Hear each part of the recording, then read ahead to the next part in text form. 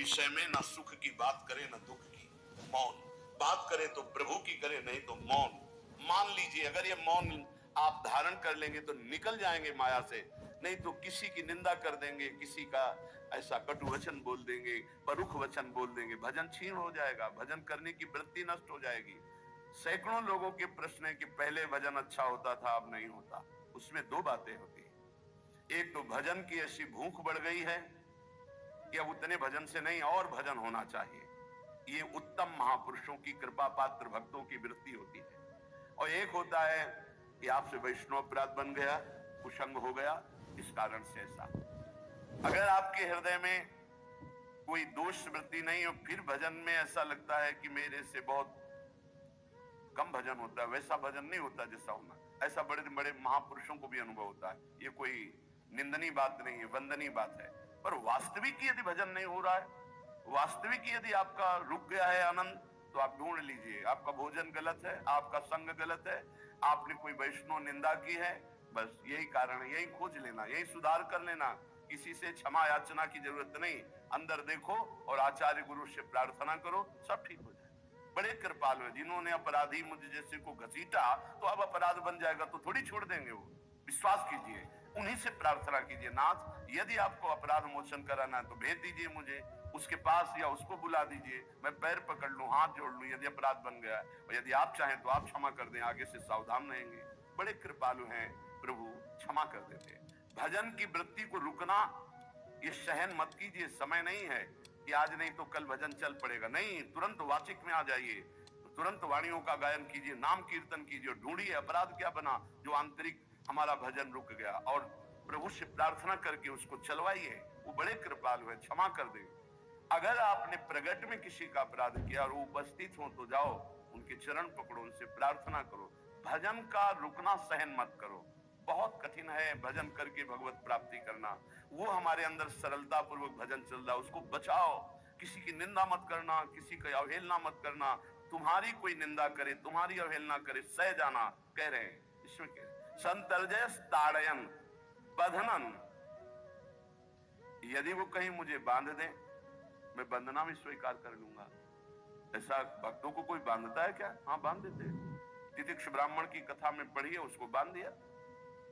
एक सखी बहुत भजनानंदी थी, उसके परिवार के लोग रोज उसे पीटते थे और उसे बांध देते थे। सखुबाई नाम उसका सखी का था।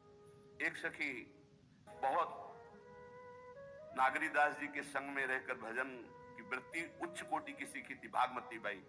उनके पति ही उनके ऊपर सैया लगाकर नई नवीन रानी के साथ बैठते हुए सब पिटाई करते, इतना कष्ट देते, पर वो उच्च कोटि की ऐसी महान भक्ता, परम सिद्ध बरसाने के जो वास करने वाले अपने नागरीदास जी थे, हरिवंश महाप्रभु के शरणागत, उनके सत्संग से ऐसी उच्च कोटि की दशा प्राप्त हुई, उसे कोई फर्क नहीं पड़ा। उसके वो कष्ट देने के लिए उसके ऊपर सैया लगाते, राजा थे, और नवीन रानी के साथ उसके ऊपर बैठते, उपद्रव करते, मारते पीटते, लेकिन वो सम रहती।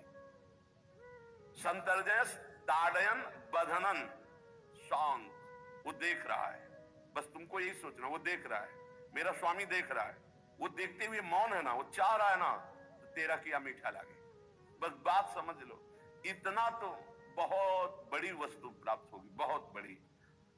एक मिट्टी जब कुम्हार को अर्पित हो जाती है तो पीट पीट कर एक छोटा राई भर भी दाना नहीं रहने देता, क्योंकि राई भर भी अगर दाना रहा वहीं से मटकी फूट जाएगी, राई भर भी अहंकार रहा वहीं से भक्ति रस निकल जाएगा। पीट पीट के उसको एकदम। What's up, Mom? नया एपिसोड ड्रॉप हुआ है ना?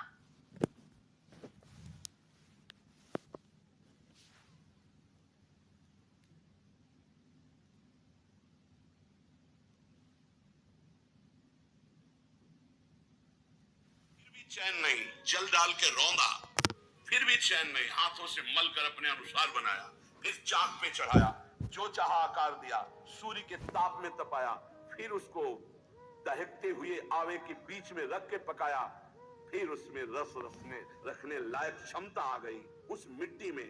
ऐसे ही हम जब संत महापुरुषों को, श्री भगवान को समर्पित होते हैं तो ये सब होगा। रस रखने लायक हृदय तभी होता है जब आवे में तपता है, इसलिए तैयार रहो।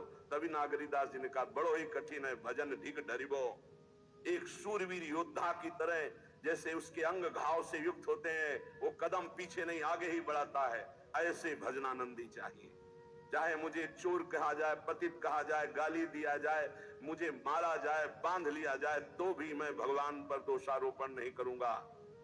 मैं यही निश्चय करूंगा, प्रभु मेरे देख रहे हैं, जोई जोई प्यारो करे सोई मोई भावे, उनका विधान परम मंगलमय है। अंतः क्लेश मतीव दुस्सह तरम प्राप्नोति नाना विधि। मुझे अंदर से भी बहुत पीड़ा दी जाए, काम पीड़ा, क्रोध पीड़ा, लोभ, बाहर से तो ये दिया जाए और अंदर से भी ये दिया जाए, तो भी हे प्रिया जो आपसे नहीं कहूंगा। प्रेम में कभी शिकवा शिकायत नहीं होती, ना इष्ट से और अपने प्रीतम के विधान से दिए हुए कष्ट को हम दूसरे से कह दें। धिक्कार है हमारी प्रीति को। प्रीतम सहावे और मैं दूसरे से शिकायत करूं? नहीं, हर विधान आपका सहुए। ये प्रेम है मस्ती का। ये लज्जू पंजू ऐसे काम नहीं है इनके। ये तो देखते हैं पैर धर के, अगर गर्म लगा तो हटा लेंगे, मत रखना गर्म ही गर्म है। और छाती मजबूत करके कि आग पे चलूंगा, तो पैर रखोगे तो चंदन हो जाएगा आग में भी। पूरे जीवन की बात कह रहा हूं, पूरे जीवन की। सोचो उस समय जब 13 वर्ष की अवस्था है और घर से निकले थे, कोई साथी नहीं है, कोई समझाने वाला नहीं, और आज इतना जीवन हो गया इसी यार के सहारे हुआ है। इसी यार, ना 1 रुपया कभी था, न रहा है, न रहेगा। प्रेमानंद का 1 रुपया नहीं है, प्रेमानंद की एक वस्तु नहीं, ना रहा ना रहेगा। हाँ, प्रेमानंद की सब वस्तुएं हैं, ना होते हुए भी पूरा विश्व मेरा। क्यों? प्रेमानंद भगवान का है। भगवदानंद को प्रेमानंद कहते, वही संपत्ति। जीवन भर एक ही साथी रहा है, और हे नाथ ऐसी कृपा करना दूसरा साथी बने ना। अब आओ तो मृत्यु रूप में ही आओ, और किसी रूप में मत आना। साथी हो तो आपका साथ हो। सर्वहरण करने वालों में मैं मृत्यु हूं, बस उस रूप का इंतजार है। आओ उस रूप में और समेट लो अपनी लीला। बस कभी किसी से शिकायत, कभी किसी ने कैसे हो, आनंद है। नहीं सुना है किडनी खराब है तो सुना ही होगा, कोई दुख नहीं, कोई दुख नहीं। वर्तमान दुख वर्तमान के आनंद से बहुत छोटा है। क्या दुख? स्वामी के द्वारा दिया हो। ये आप हमारी प्रार्थना मान लीजिए, इस मार्ग में चलने पर जो दुख मिले कभी किसी से कहना नहीं, नहीं तो प्रीति में कलंक लग जाएगा, वो तुम्हें प्रभु से हटा देगा। नहीं, रहीमन मन की मन व्यथा रखिए मन में गोए, सुनि चले है लोग सब बाट न लिए। ये भगवत मार्ग शूरवीरों का मार्ग। कभी अपनी अंतर व्यथा को किसी से मत कहो। जीवन में अगर कोई हमें कष्ट दे रहा है तो हमारा कर्म है, ना कि कोई व्यक्ति। ये बिल्कुल सिद्धांत तक चर्चा समझ लो। वही व्यक्ति जो मुझे द्वेष करता, वही व्यक्ति जो मुझे कष्ट और दंड देता, वही व्यक्ति प्रणाम करके छाती से लगाकर आंसुओं की धारा से अभिषिक्त किया, तो वो व्यक्ति था या कर्म?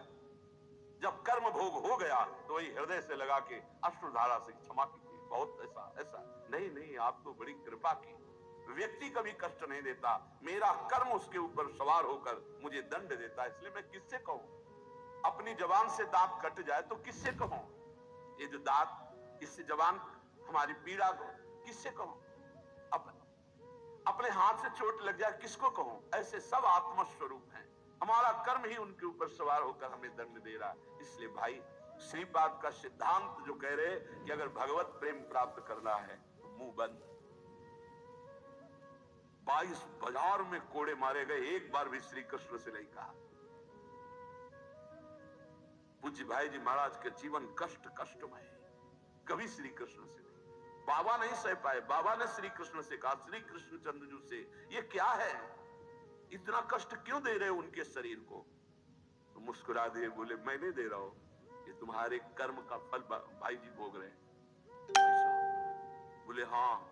सीधे अस्पताल गए, भाई जी से कहा, ये आप हमारा प्रारब्ध क्यों भोग रहे हैं? तो कहा, जी कौन सा खेल रच रहे हो बाबा, क्या बात कर रहे हो? जीव का अपना कर्म भोगना होता है, किसी और का निजीकृत कर्म भोग? तो उनका आप हमको बहका नहीं सकते, हमें परम तत्व से पता चला है कि आप हमारे कर्म। तो हंस दिए भाई जी और बोले, देखो हमें कोई फर्क नहीं पड़ता, आपको फर्क पड़ जाता है।